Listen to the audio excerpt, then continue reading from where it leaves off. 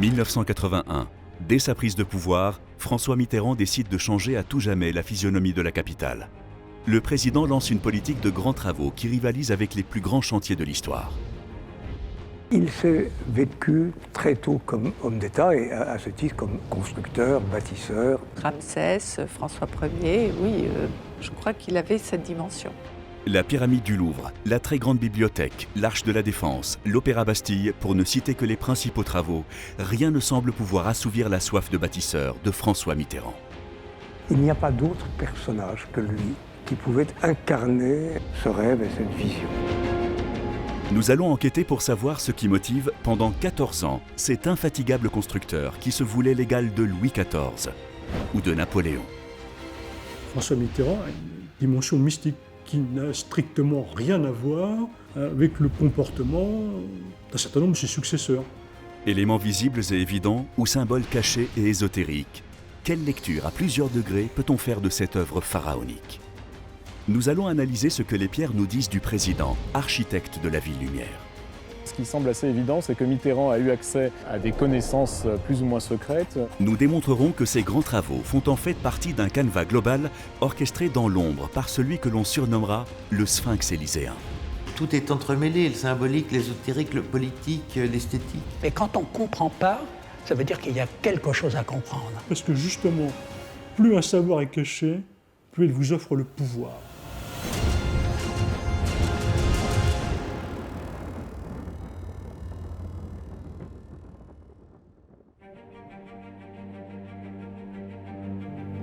31 décembre 1994. À l'issue de 2 septennats, vaincus par la maladie, François Mitterrand confie à une France médusée la relation complexe qui le lie à la spiritualité et à l'occulte. Mes chers compatriotes, l'an prochain, ce sera mon successeur qui vous exprimera ses vœux.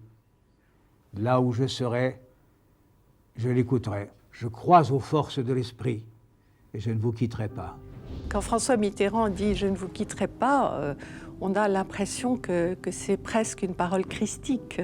Évidemment, les forces de l'esprit, pour lui, c'était une présence de l'invisible qui traverse tout, la matière, les gens. Il avait donc une vision qui était très large de la spiritualité. Il est clair que ce n'est pas un pur matérialiste. Alors c'est un message qui s'envoie à lui-même, pour essayer de conjurer la mort, et puis c'est un message à la postérité. Spiritualité, empreintes dans le temps sont forcément extraordinairement liées pour François Mitterrand, beaucoup plus que pour n'importe quel autre être souverain. Il y avait une volonté d'éternité. C'est son rôle face à l'histoire. Il a vraiment pensé à ça à partir du moment où, en 81, il était à la fonction suprême. Or, qu'est-ce qu'on peut laisser de mieux à l'histoire qu'un monument ?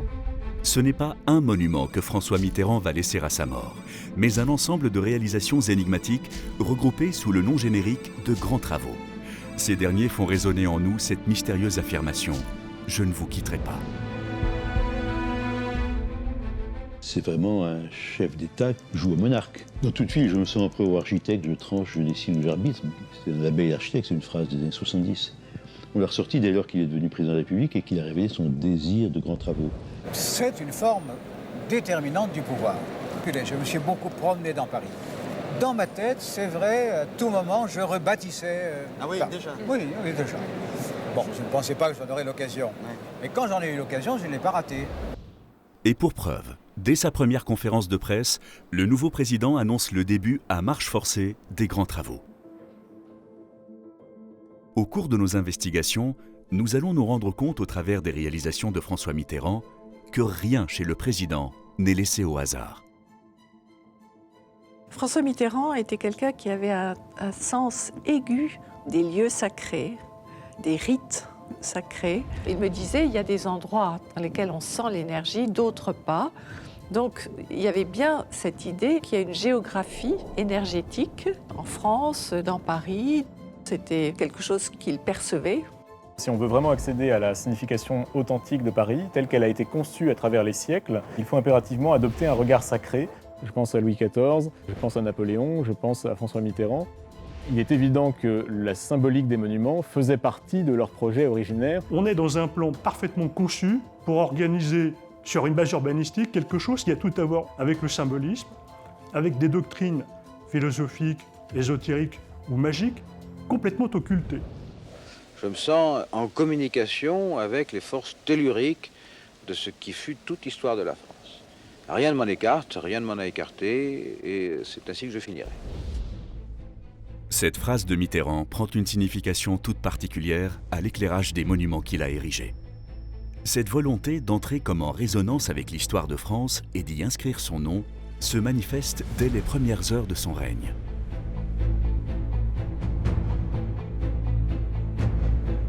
Le début de notre enquête nous emmène vers la pyramide du Louvre, le plus emblématique des grands travaux de François Mitterrand. Érigée à quelques pas de la Seine, comme jadis les pyramides égyptiennes le long du Nil, son implantation ne doit rien au hasard, ni à des préoccupations esthétiques.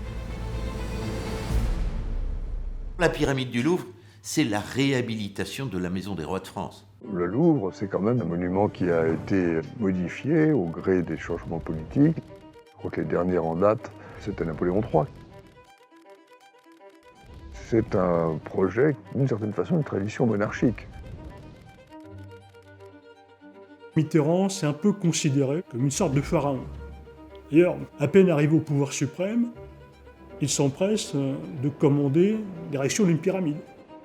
Sa pyramide. J'ai également pris la décision, mesdames et messieurs, sans vouloir désobliger personne, de rendre le Louvre à sa destination. Mais la destination première du Louvre, ça n'a jamais été d'être un musée. C'est un palais royal.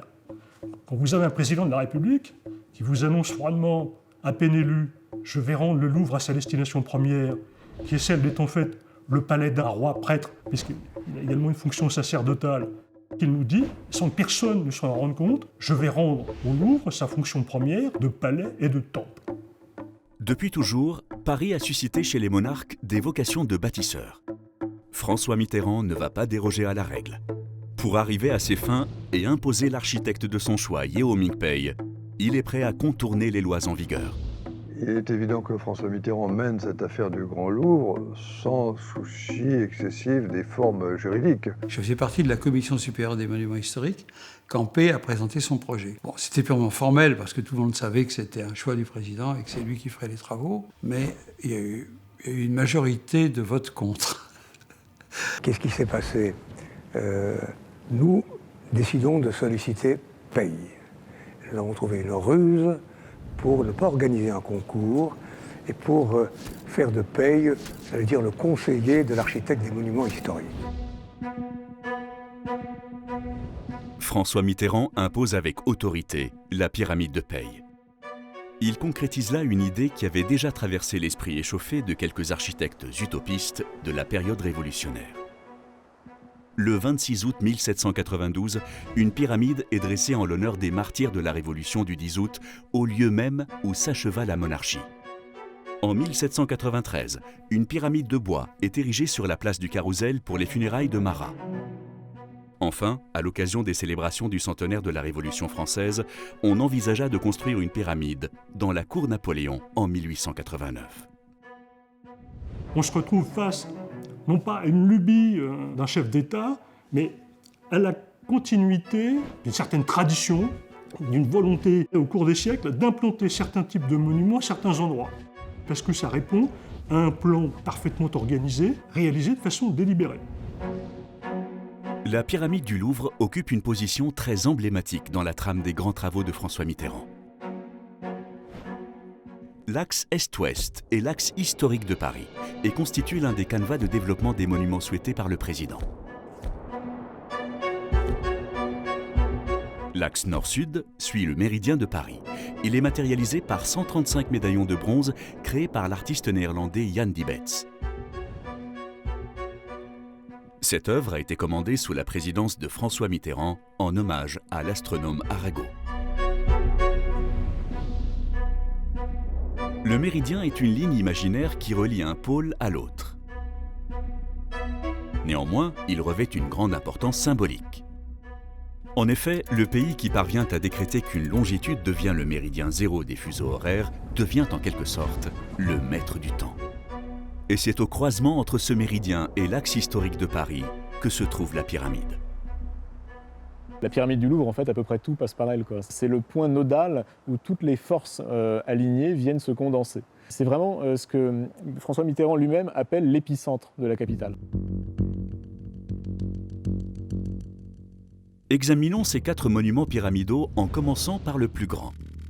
Les dimensions de la grande pyramide du Louvre ne semblent pas relever du pur hasard. Les proportions de la grande pyramide et celles de la pyramide de verre sont très proches. Pourquoi ? La section d'or, le triangle d'or qu'ils ont exploré, sont encore pour moi valides aujourd'hui. J'ai eu beau essayer plusieurs formes, plusieurs hauteurs, je suis toujours revenu aux proportions du nombre d'or des Égyptiens. La base rapportée à la hauteur donne le nombre d'or. Terme mystérieux pour les néophytes, ce nombre se retrouve dans la majeure partie des monuments prestigieux, et ce depuis des siècles.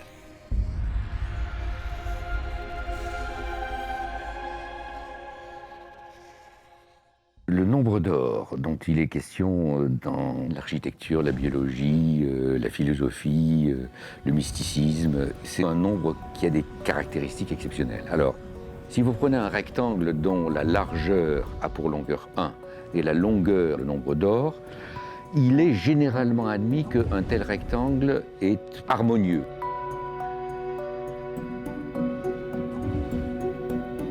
Si j'enlève un carré, j'obtiendrai un rectangle qui a la même proportion. Et c'est comme ça qu'on construit petit à petit la spirale d'or.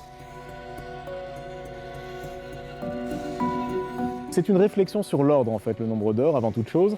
L'obsession de toutes les traditions, c'est la peur du désordre. C'est absolument fondamental dans l'esprit d'un souverain qui se pense comme un architecte du monde. Il s'agit tout simplement de figurer par l'harmonie qui résulte du nombre d'or, la capacité du souverain et de l'architecte à dominer les forces du désordre.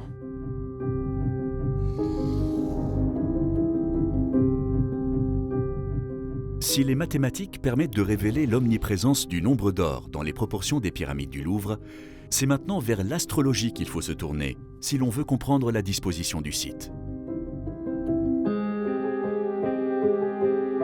On a conçu tout autour de la pyramide du Louvre une série de 7 bassins.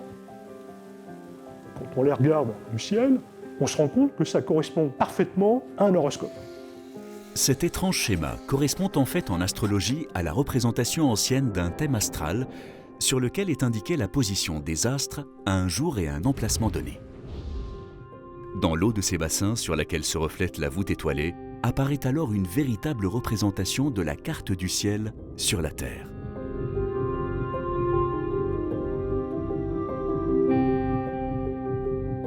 Maintenant que nous avons la clé, essayons d'ouvrir cette étonnante réalisation qu'est la pyramide du Louvre.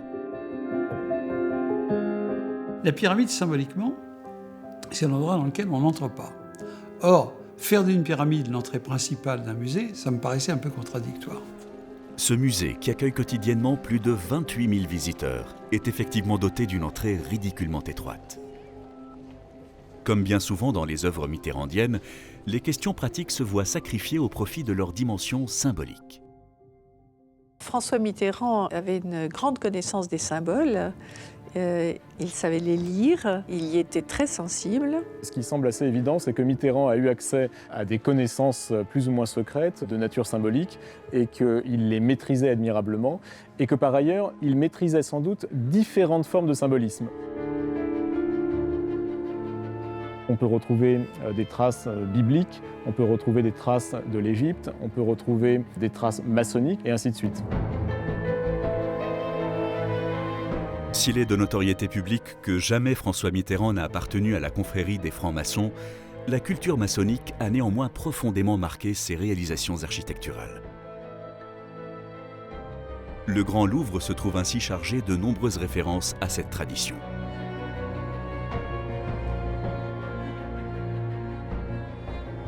La configuration même du musée n'est pas sans rappeler celle d'une loge maçonnique, à commencer par son orientation.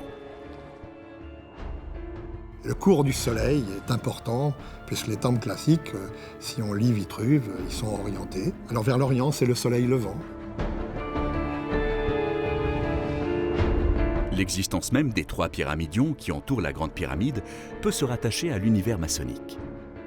Leur présence évoque les 3 fenêtres grillagées destinées à éclairer la loge et que l'on retrouve représentées sur le tableau de l'apprenti franc-maçon. Autre symbole troublant que nous révèle la pyramide du Louvre, la représentation d'une voûte de temple maçonnique parsemée d'étoiles à l'image d'un ciel nocturne que l'on peut contempler au travers des parois de verre.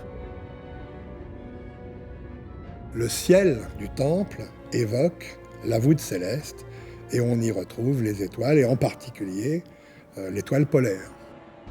Les symboles maçonniques sont omniprésents et s'illustrent jusque dans la conception du grand escalier qu'empruntent les visiteurs pour accéder au musée. L'escalier hélicoïdal montre que quelque part il faut gravir les degrés pour atteindre la sagesse. Mais cet escalier peut aussi nous aider à descendre au centre de la Terre, au départ peut-être.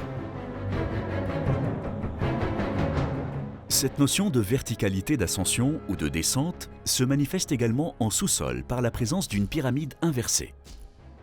La pointe de celle-ci rencontre le sommet d'une autre sans qu'elle ne se touche pour autant, comme pour rappeler que ciel et terre ne se rencontrent jamais.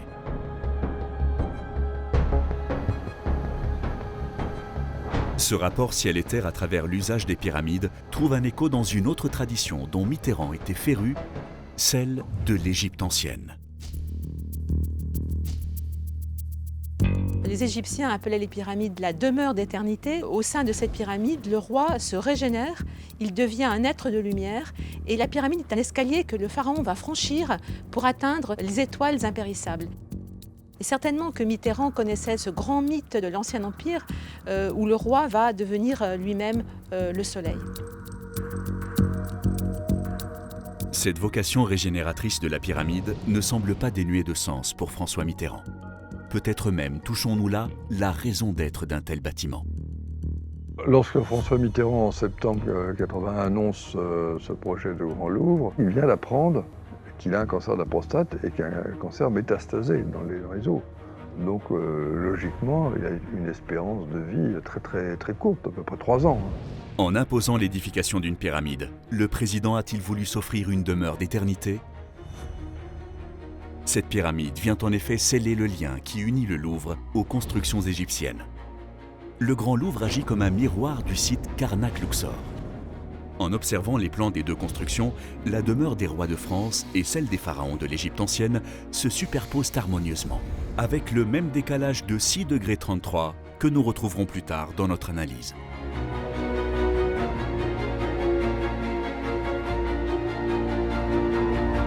Si la pyramide conserve son parfum de mystère, que dire des colonnes de Buren qui constituent la prochaine étape de notre enquête ?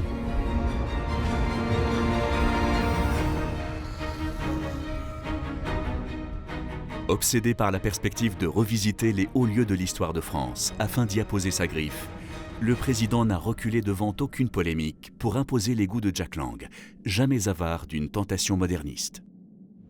Il aura suffi de quelques cylindres pour créer la polémique.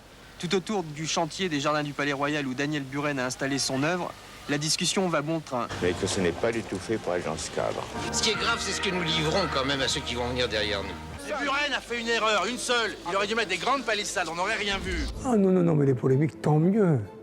Non, au contraire, ces polémiques nous donnaient un tonus supplémentaire.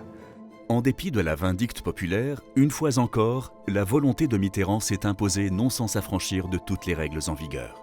En témoigne son ministre de la Culture d'alors, François Léotard, héritier du dossier initié par Jack Lang.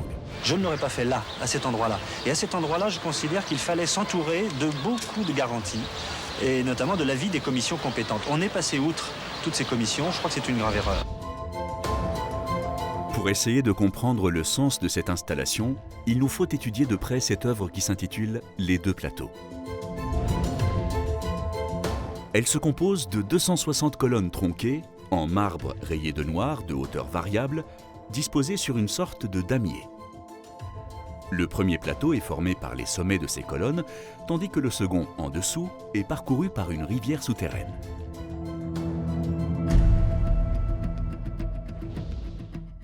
Si Daniel Buren a reconnu sa volonté de créer une œuvre monumentale, il s'est toujours refusé à en exprimer le sens profond. Il y a plusieurs choses. Il y a l'idée de faire des colonnes qui sont en écho aux colonnes classiques du XVIIIe siècle. Il y a l'idée d'introduire la rythmique classique des bandes noires et blanches, ici, de Buren. Et puis il y a une idée un peu plus compliquée de faire descendre des colonnes assez profondes vers le monde souterrain, le monde des catacombes, le monde des grottes, le monde de l'eau, le monde un peu tellurique. Dans le cas des colonnes de Buren, on a plusieurs éléments qui sont assez troublants en effet. Toutes les colonnes mesurent la même taille, mais elles sont plus ou moins enterrées, ce qui donne l'impression qu'elles n'ont pas la même taille. Je pense que là, on a un jeu d'opposition entre ce qui est apparent et ce qui est dissimulé. Montrer sans laisser voir. Voilà une fois de plus exprimée l'ambiguïté troublante des grands travaux. Les colonnes de Buren doivent être interprétées dans l'optique de la reconstruction symbolique du temple détruit. Quelle que soit la tradition dans laquelle on se situe, le temple a pour mission d'effectuer une liaison entre trois niveaux, sous terre, terre et ciel. Et donc ces colonnes, au fond, établissent une jonction entre le ciel, la terre et les souterrains dans lesquels elles trouvent leur fondement.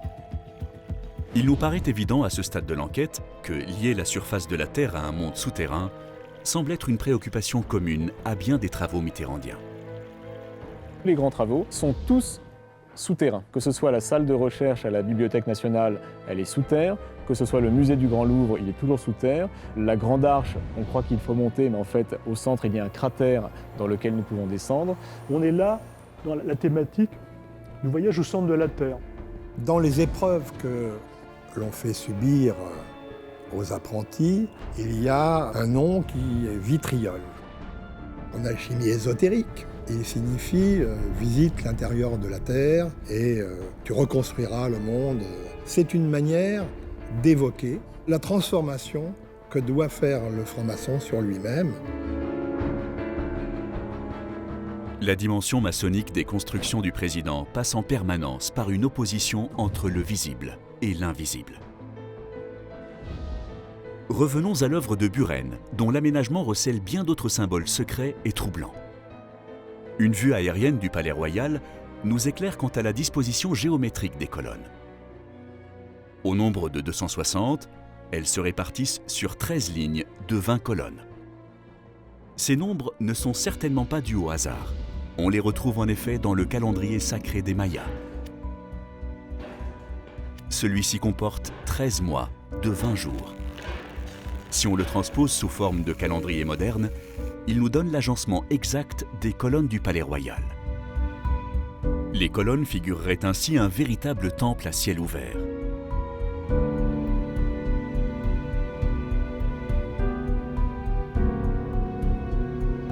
Cette révélation admise, il est encore plus surprenant de retrouver sur le sol parisien certains aspects du site de Chichen Itza et son fameux palais des 1000 colonnes auquel l'œuvre de Buren fait écho. Tout comme à Paris, ce centre religieux maya comporte également une pyramide, un terrain de jeu de balles et un observatoire. On y trouve même un temple des guerriers assimilable au temple de la Madeleine, dédié à l'origine à la gloire de la grande armée de Napoléon. Et tout cela dans un même périmètre. Par ailleurs, la présence d'une rivière symbolique souterraine résonne elle aussi comme une réponse à celle qui coulait sous les temples antiques, et notamment le célèbre fleuve Alphée de la mythologie grecque. L'idée du calendrier prend pour nous toute sa crédibilité lorsque l'on connaît l'obsession de François Mitterrand à l'égard du temps. Ce fameux temps qu'il voulait marquer de sa griffe, mais qui lui était compté. Cette préoccupation pour le temps se manifeste grandement par l'urgence dans laquelle ont été décidés et mis en œuvre la plupart des grands travaux. Nous nous rendons compte que, dans bien des cas, ils ont été menés comme une véritable course contre la montre. Dans la réalisation de ces grands travaux, il y a plusieurs éléments qui vont entrer en ligne de compte pour hâter le processus. Il y a d'abord le fait que François Mitterrand sait que le temps lui est mesuré. Et puis il y a aussi, en filigrane, l'anniversaire de la Révolution de 1789.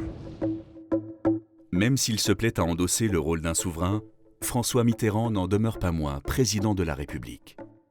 En célébrant avec faste le bicentenaire de la Révolution française, il manifeste l'étendue de son pouvoir. Parmi les objectifs que François Mitterrand a à cette époque, il y a l'idée d'être l'architecte, en quelque sorte, de ces célébrations de l'anniversaire de 1789. François Mitterrand a sciemment utilisé la thématique révolutionnaire, qui est un alibi pour justifier l'injustifiable. C'est le prétexte pour lui de lancer de nouveaux travaux pharaoniques, dont le point d'orgue sera l'inauguration le 13 juillet 1989 de l'Opéra Bastille.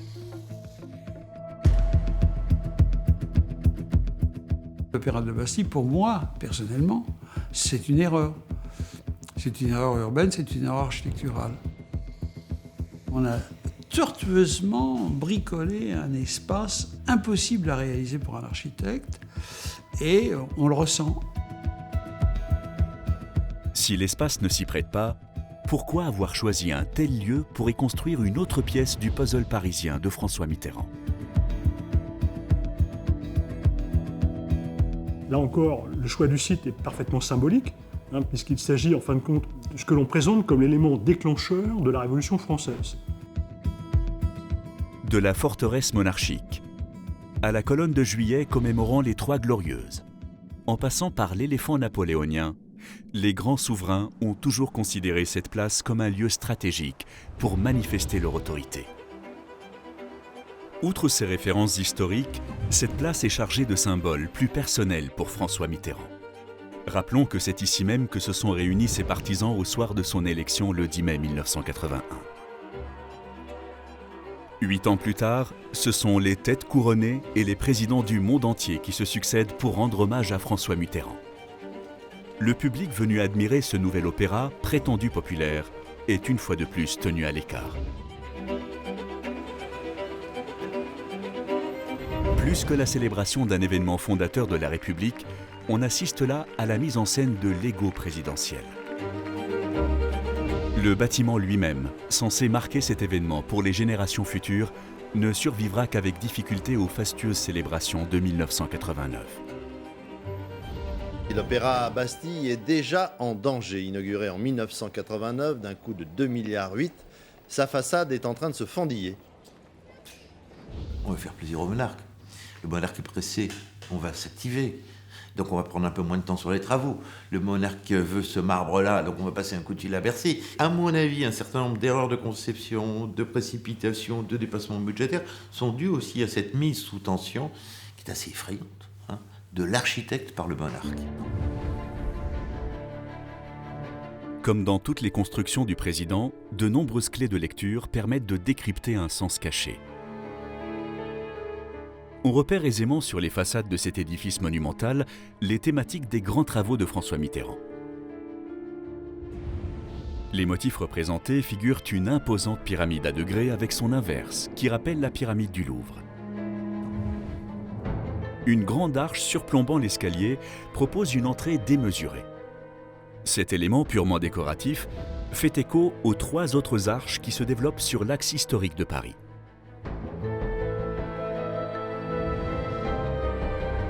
L'arche de forme triangulaire, forme hautement symbolique chez les francs-maçons, évoque le plateau derrière lequel les officiers de loge sont amenés à s'exprimer.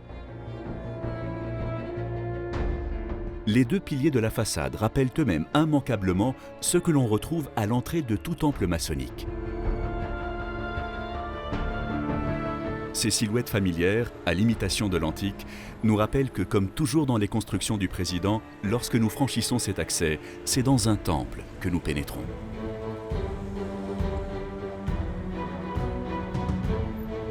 Si l'Opéra Bastille commémore en fanfare le 14 juillet 1789, d'autres œuvres énigmatiques, en marge des grands travaux, ont vu le jour sous la présidence de François Mitterrand. Parmi celles-ci, le monument des droits de l'homme tient une place singulière en raison du nombre et de la richesse des symboles qu'il véhicule. De façon stupéfiante, il se révèle également être un précieux jalon d'un axe sur lequel on retrouve, une fois encore, des lieux chers à François Mitterrand. La Grande Arche, l'Observatoire et le socle de la statue d'Arago, traversé par le méridien de Paris et comportant un de ces discrets médaillons installés en 1994.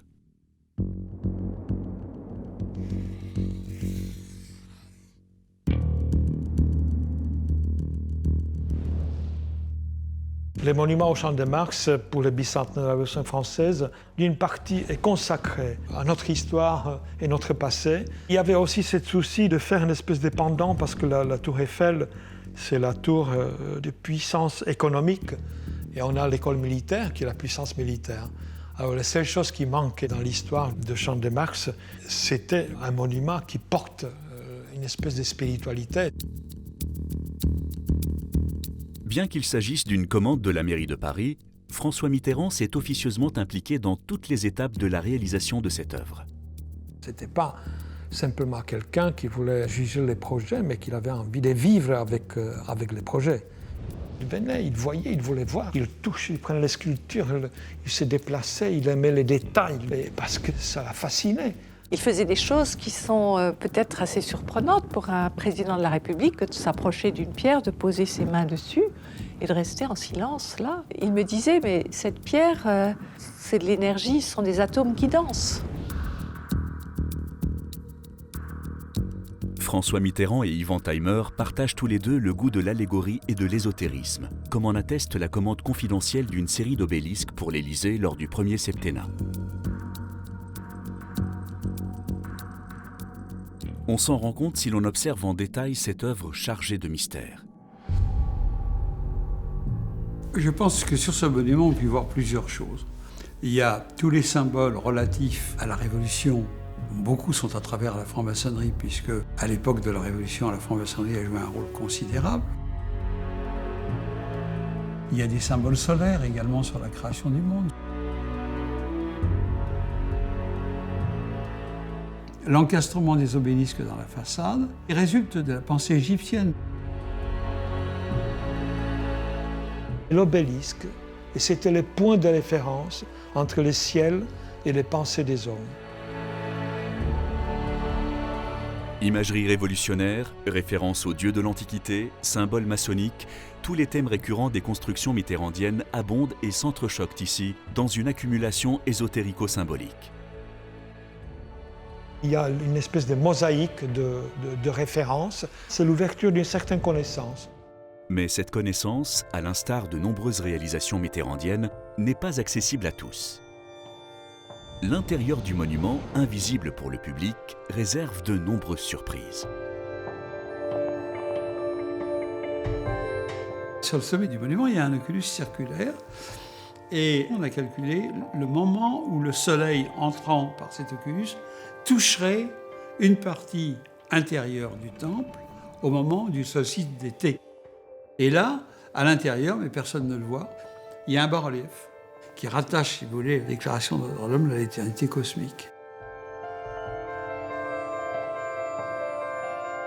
Le deuxième symbole assez fort, c'est l'eau. Alors, il y a cet oculus qui est au sommet par lequel tombe la pluie, et également l'eau qui ruisselle sur le toit et qui revient au centre du temple par un jeu de canalisation. Donc cette eau cosmique tombe et est renvoyée et devient une eau tellurique, c'est-à-dire qu'elle va féconder la Terre. La fascination de François Mitterrand pour les symboles atteint son paroxysme dans ce monument méconnu. Rarement le goût du président pour le mystère et l'ésotérisme se sera affiché aussi ostensiblement.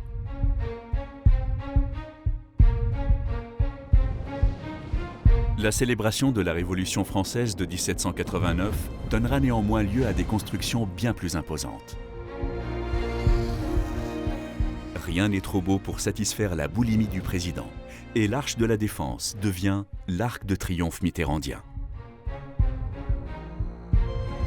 Elle est l'œuvre de tous les superlatifs. 25 000 m² de verre anti-reflet, 35 000 m² du même marbre que celui utilisé par Michel-Ange, mais aussi 300 000 tonnes soutenues par des piliers monumentaux au nombre de 12. Elle culmine à 110 mètres, une hauteur qui permettrait d'abriter en son sein la cathédrale Notre-Dame de Paris. Mais revenons sur la raison d'être d'un tel édifice. Le quartier de la Défense est quelque chose qui s'est construit de façon très chaotique. On construit une tour, et puis après on en construit une autre, et puis ça s'échelonne dans le temps. Clore la Défense. C'était une vieille histoire qui traînait depuis 20 ou 25 ans. Imaginez à la tête Défense un geste architectural qui à la fois soit une fermeture et une ouverture.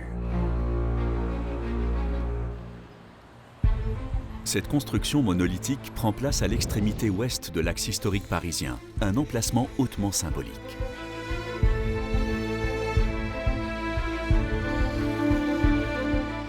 François Mitterrand avait à la fois conscience, bien sûr, et souci de dessiner ce grand axe, qui pour le coup est royal. On pense à Versailles, à une autre époque. Vous voyez bien combien un bâtiment comme l'Arche rattache la Défense à une histoire traditionnelle, à un Paris presque éternel, d'une certaine façon. Cette voie royale, déjà enrichie par Catherine de Médicis, puis par le roi Soleil Louis XIV et Napoléon, se voit achevée par François Mitterrand avec la Grande Arche. Le président se place aux côtés des plus grands souverains bâtisseurs de l'histoire de France. Un curieux détail quant à la disposition de la Grande Arche attire cependant notre attention. La Grande Arche est construite sur les boulevards circulaires et sur les couloirs du RER. Donc tous les architectes confirment qu'il fallait légèrement décaler pour des contraintes techniques le monument. Cela étant dit, on a réussi à le rendre conforme en fait, au décalage symbolique de 6 degrés 33 qui était observé au Louvre pour la pyramide. Ce même décalage de 6 degrés 33 s'observe à la fois dans l'orientation de la Grande Arche et dans l'angle que forme l'axe historique aux abords de la pyramide du Louvre. Hasard ou coïncidence?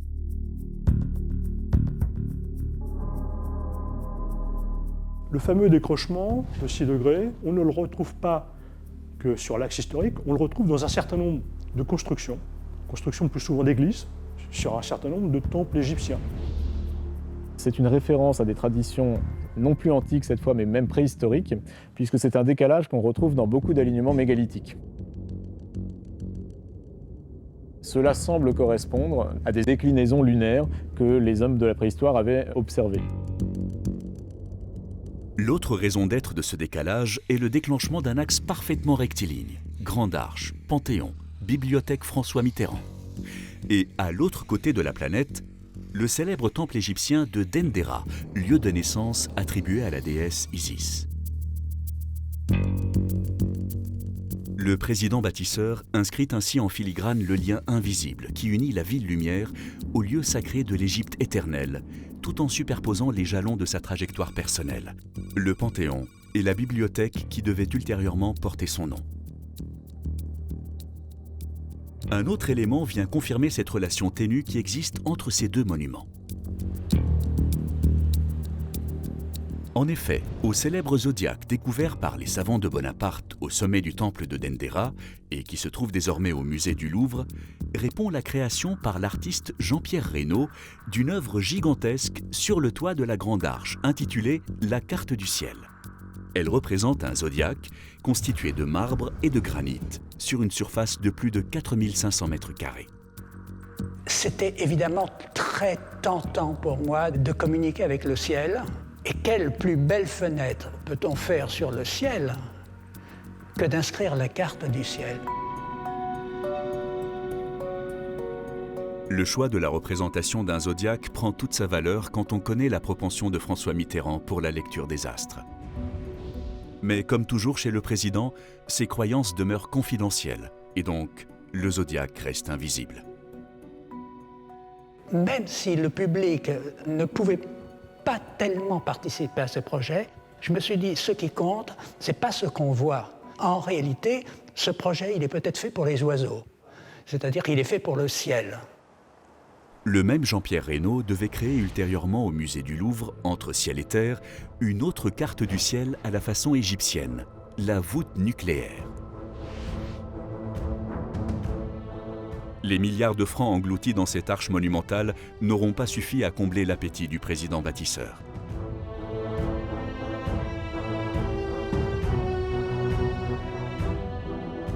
Il verra encore plus grand pour son œuvre testamentaire, la très grande bibliothèque. Dans sa frénésie architecturale, François Mitterrand annonce le 14 juillet 1988 la construction de ce qui sera le dernier de ses grands travaux. Je veux que soit entreprise la construction et l'aménagement de l'une des ou de la plus grande et de la plus moderne bibliothèque du monde. Et refaire la bibliothèque d'Alexandrie ? cette bibliothèque, à mon avis, est clairement en lien avec celle d'Alexandrie, c'est-à-dire celle qui a été le phare du monde antique. Mitterrand l'avait sans doute en tête quand il a voulu réunir la plupart des savoirs dans la grande bibliothèque de France. C'est un bâtiment dans lequel il voyait l'accomplissement de son destin. Il y a dans ce monument quelque chose symbolisant son apport à ce pays. De fait, la Grande Bibliothèque constitue la plus vaste construction de François Mitterrand. S'étalant sur un site de 75 000 m², elle se compose pour sa partie émergée de 4 tours angulaires de 79 mètres et en sous-sol d'un bâtiment au centre duquel se trouve un jardin arboré. Ce projet réalisé par Dominique Perrault reçoit dès son origine la préférence de François Mitterrand. Il y allait excessivement souvent avec l'architecte. Et il s'intéressait aussi au devenir de ce quartier. Il se projetait dans un monde où il ne serait plus. Comment serait l'Est parisien quand je ne serais plus là? Il y avait quelque chose, oui, cette quête d'éternité qui était assez forte, d'autant qu'il savait qu'elle s'appellerait la bibliothèque François Mitterrand. Plus que pour le Louvre, là, François Mitterrand entre dans le détail de ce qu'il veut faire à la Grande Bibliothèque. C'est lui, par exemple, qui impose cette idée de faire une sorte de cloître avec un jardin au milieu, ce qui a posé quand même de très grands problèmes techniques, dans la mesure où il peint, ça ne pousse pas dans des pots. Il a fallu, pour réaliser cette lubie présidentielle, transplanter plus de 130 pins soigneusement choisis et recréer tout un écosystème forestier. Car ce cloître central, inscrit dans la lignée des couvents médiévaux, se veut comme un jardin sacré au centre de l'édifice, un nouvel Éden une fois de plus inaccessible au public. Un symbole de l'espoir utopique d'un retour à l'âge d'or, temps béni de la mythologie, où les dieux se mêlaient aux hommes. Les références religieuses de ce jardin sont ici indéniables. Il n'y a aucun doute que François Mitterrand était un esprit religieux. Il a toujours été catholique, fiévreux et inquiet. Et le fait d'adhérer aux valeurs de la gauche laïque, etc., a probablement par moments occulté cette préoccupation spirituelle qui renaît, qui explose, qui ne se cache plus à la fin de sa vie. La conception de la très grande bibliothèque reflète en bien des aspects cette fascination de François Mitterrand pour des questions religieuses. On y décèle néanmoins nombre de symboles d'un autre ordre. Prenons les 4 tours par exemple. Leur forme en équerre laisse place à de nombreuses interprétations. Si, comme annoncé dans le programme de l'architecte, elles figurent 4 livres ouverts, leur nom même renvoie à des concepts chargés de sens. La tour des lois, la tour des nombres, la tour des temps et la tour des lettres, qui, assemblées, forment le socle de la connaissance universelle de la culture maçonnique. Mais cette très grande bibliothèque se révèle être surtout une arche conceptuelle, appuyée sur 4 piliers, dont le toit n'est autre, une fois de plus, que la voûte étoilée elle-même. Face à la volonté de François Mitterrand de conférer une dimension symbolique à son monument, les questions pratiques sont sacrifiées. C'est vrai que la grande bibliothèque, qui a eu au début en tout cas un vice de construction, avec le soleil qui tapait sur les vitres et la chaleur qui risquait de décomposer les livres. Puis cette esplanade, qui n'est pas du tout pratique, notamment en hiver, quand les gens dérapent sur le verglas, et que cette esplanade se transforme en patinoire. Plus généralement, c'est l'austérité de l'ensemble du bâtiment qui subit les attaques les plus virulentes. C'est vrai que ce n'est pas un bâtiment à tuer à toi. Il y a divers modèles de bibliothèque. Celui-là est un modèle plutôt, en effet, hiérarchisant, autoritaire, intimidant. Qui ressemble à Mitterrand, peut-être. Mais comme Mitterrand, il est faussement transparent aussi. En dépit de toutes ces attaques à l'encontre de sa très grande bibliothèque, François Mitterrand parvient à l'ériger dans les délais les plus brefs, sachant que ses jours étaient comptés. Qualifiée de nef amarré par la presse, cette bibliothèque restera le testament d'un homme hanté par son désir d'éternité.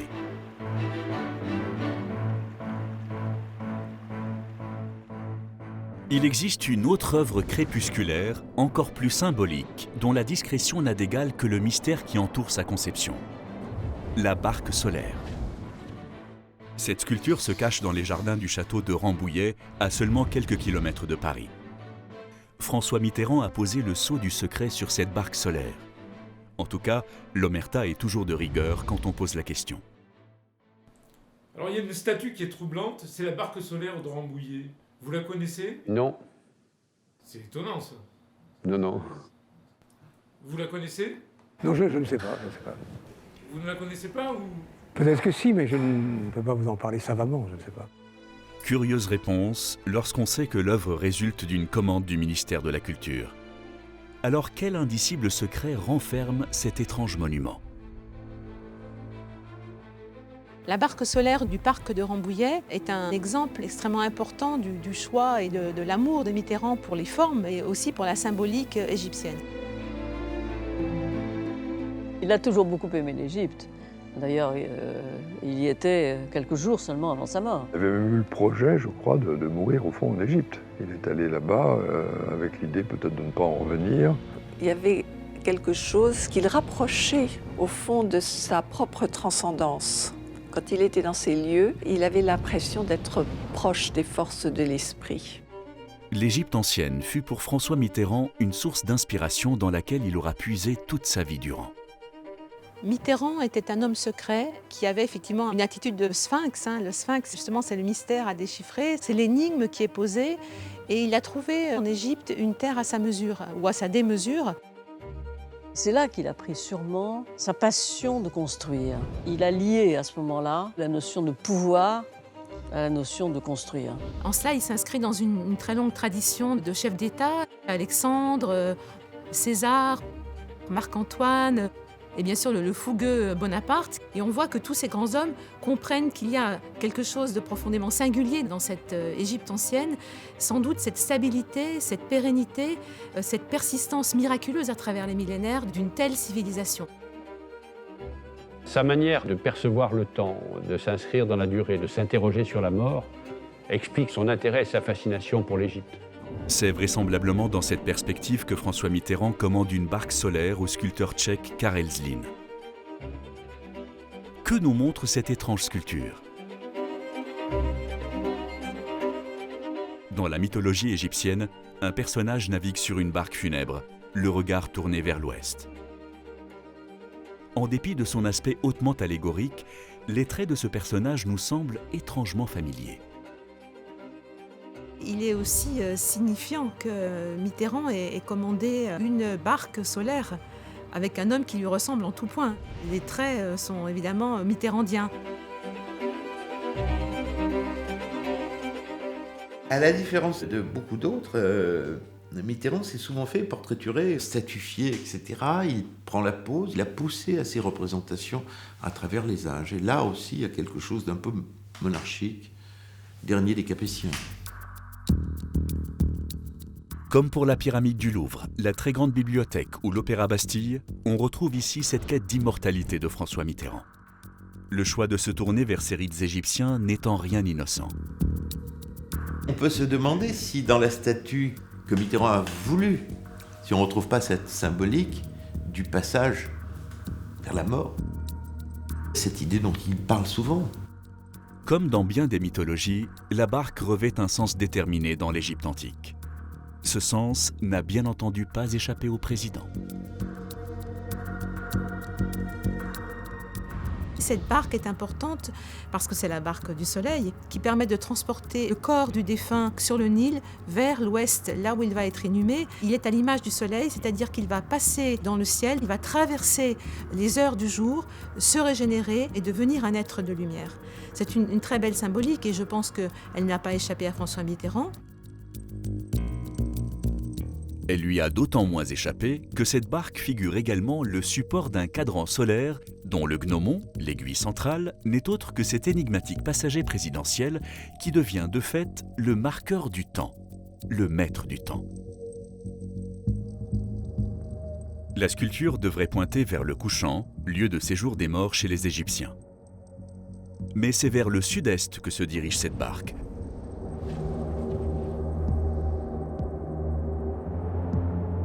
Dans l'axe précis des temples d'Abou Simbel du grand Ramsès II. Tel un pharaon égyptien, François Mitterrand regarde au loin, vers les rives de son éternité. Ce rêve ultime, en partie réalisé grâce aux grands travaux. Une grande partie des monuments qu'il fait construire sont dans cette même logique d'un souverain, d'un pharaon qui élabore délibérément un certain nombre de constructions, de rites pour assurer non seulement sa survie dans l'au-delà, mais sa divinisation, en fin de compte son apothéose.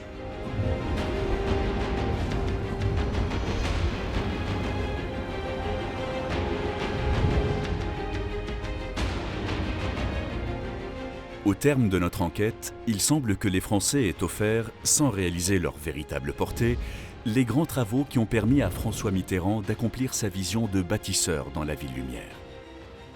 Les dépenses faramineuses qu'il aura fait peser sur les budgets de l'État n'auront d'égal que sa détermination à laisser derrière lui une marque indélébile de son règne. Tous ces monuments énigmatiques, mêlés de subtils jeux d'alignement, de correspondance avec l'Antiquité et de résonances occultes, sont autant d'autels et de temples célébrant sa religion secrète, sa gloire terrestre et son immortalité.